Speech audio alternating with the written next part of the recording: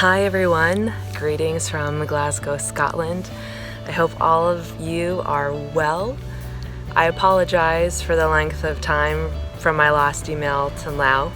I arrived a week from today actually, and it's just been a whirlwind of fun and exploring and learning. So I finally found some time to be able to reach out to you.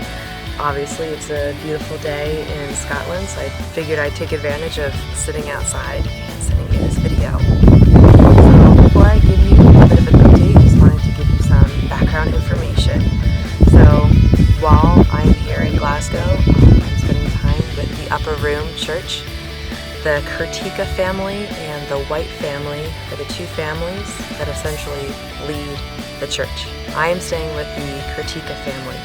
Carol and Mike and their 3 awesome children, and then Cindy and Wes White. They're all wonderful people. They've welcomed me, and I feel so comfortable and at home with them, and I'm very thankful. So I arrived on Tuesday night. Needless to say, I was exhausted, and then Wednesday I had a chance to explore the city, just learn about the culture, learn about the people, and then Wednesday night Wes is holding a Bible study for the Upper Room Church, and anyone who is interested in being baptized can attend this class.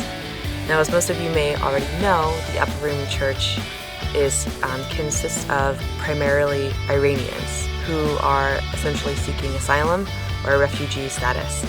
I'll go into more detail about the difference between those two in just a second. So I attended this Bible study just to observe, and it was awesome. It was really cool to hear Wes preach about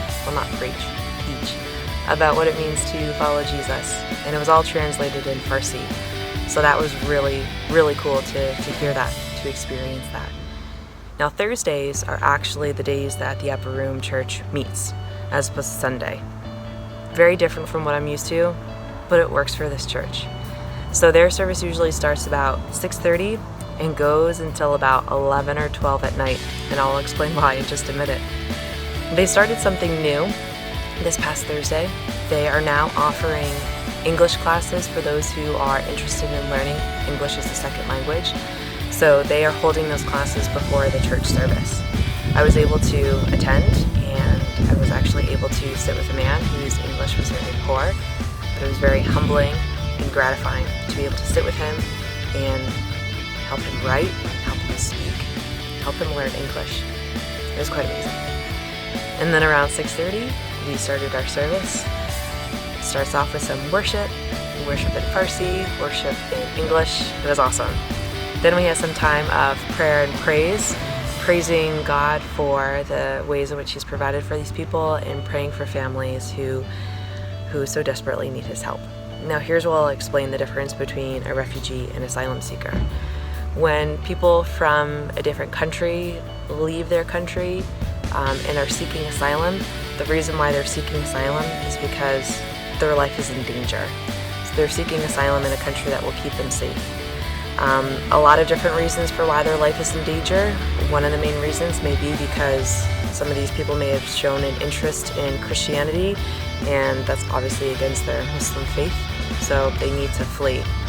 So they seek asylum, and if they're granted that permission, they can then go on and obtain refugee status. And once they're a refugee, they have the ability to work and to make a living.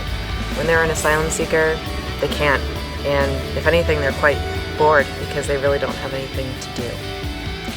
So that's what we were praying for some that were seeking asylum or refugee status. We were praying for those families, and again, praising God for the families that were able to obtain their refugee status. After that, we had a meal, an Iranian meal. The food was quite delicious. And then after the meal, we had some Bible teaching. And Wes usually teaches, and again, it's translated. After the teaching, there's more time of prayer, and that can last for a couple of hours, and sometimes it does end at about 11 or 12 o'clock at night. And what I've been learning from this is that there's no rush. There's no rush to start, there's no rush to end. It's very different for me, but I think it's really good because it's teaching me to be flexible. And then since Thursday, I've just been enjoying this city, this country. I've been able to go up to the Scottish Highlands, see that, On Saturday I did that. It was quite windy and rainy and cold. That's typical, and I love it. Sunday, we attended a church service at a church called Hope, like regarding hope.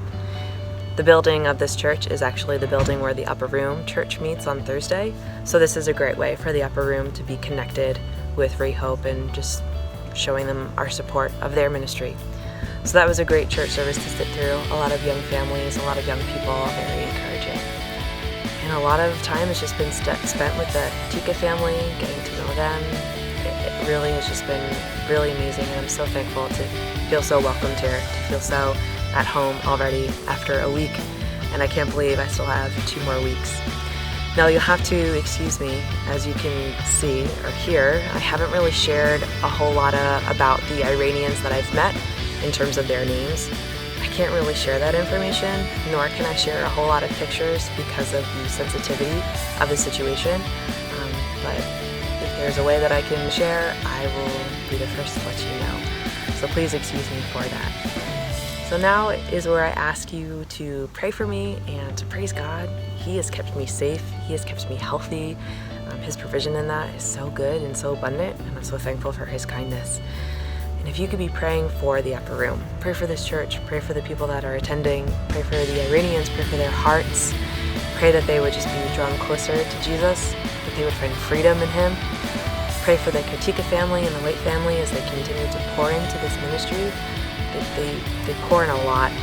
So just pray for their strength, their encouragement, and for their unity, and for rest as well.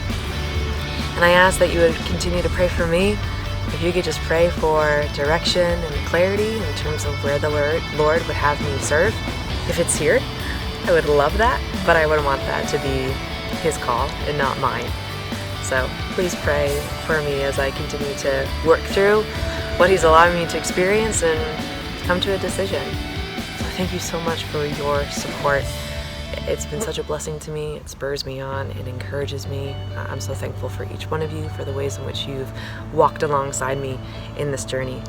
So please, reach out. Let me know how things are going. And like I said, let me know if you have any questions about anything that I shared with you, any details that I may have not gone into too much detail in, you can ask me about. So please feel free to reach out to me. And let me know if you like the video. I figure this would be a nice change from reading something that you can hear something. So anyway, love you guys so much. Thank you so much, and you'll be hearing from me soon.